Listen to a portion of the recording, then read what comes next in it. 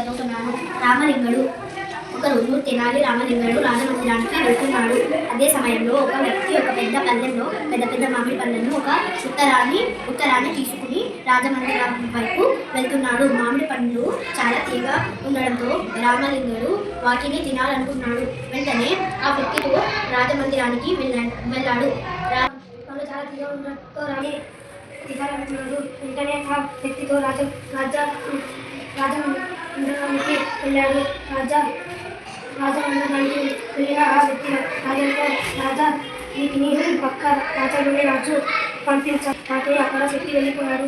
అందులోనే ఉన్న ఉత్తరాన్ని తీసి రాజు చదివాడు. ఈ పండ్లు తిని వాళ్ళకి దీర్ఘాస్తు ప్రాప్తిస్తుంది. అందులోనే తిన్న వాళ్ళకు దీర్ఘాయు ప్రాప్తిస్తుంది అని అందులో రాసి ఉంది. అయితే 5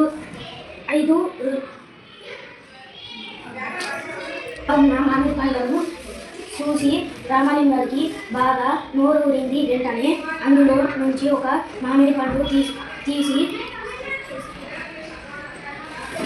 దీంతో రాజుకు చాలా కోపం వచ్చింది.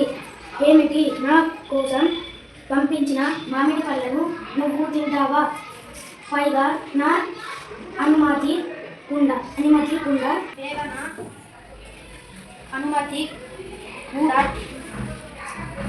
మందిరానికి వెళ్ళిన ఆ రాజుతో రాజు వీటిని పక్క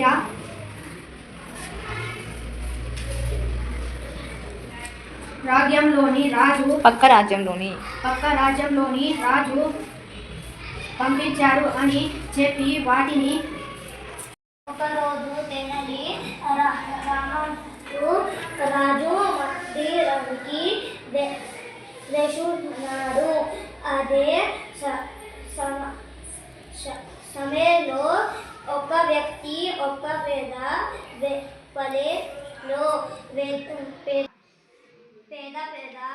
మామిడి పండును ఒక ఉత్తరాన్ని తిన్నుకుని రాజు మందిరం పేరుకు వెళ్తున్నాడు. ఒకరోజు తెనాలి రామలింగడు రాజ్యానికి వెళ్తున్నాడు. అదే సమయంలో ఒక వ్యక్తి ఒక పళ్ళెంలో పెద్ద పెద్ద మామిడి పండ్లను ఒక ఉత్తరాన్ని తీసుకొని రాజమందిరానికి వెళ్తున్నాడు. మామిడి పండ్లు చాలా తీయగా ఉండడంతో రామలింగడు వెంటనే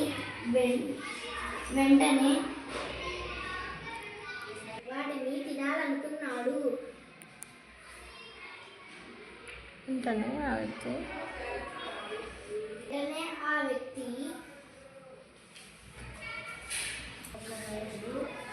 తెనాలి రామకృష్ణుడు రాజమండ్రికి వెళ్తున్నాడు. అప్పుడే ఒక వ్యక్తి పెద్ద పళ్ళెంలో పెద్ద పెద్ద మామిడి పళ్ళను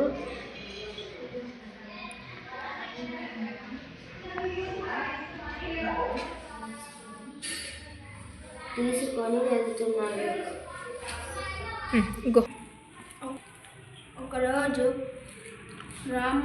తెనాలి రామలింగడు రాజమందిరానికి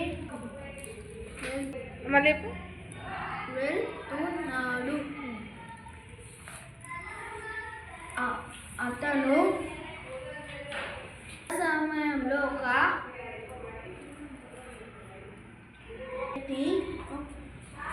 ఒక పెద్ద పళ్ళెంలో పెద్ద పెద్ద మామిడి పండ్లను ఒక ఉత్తరాన్ని తీసుకో రాజమందిరం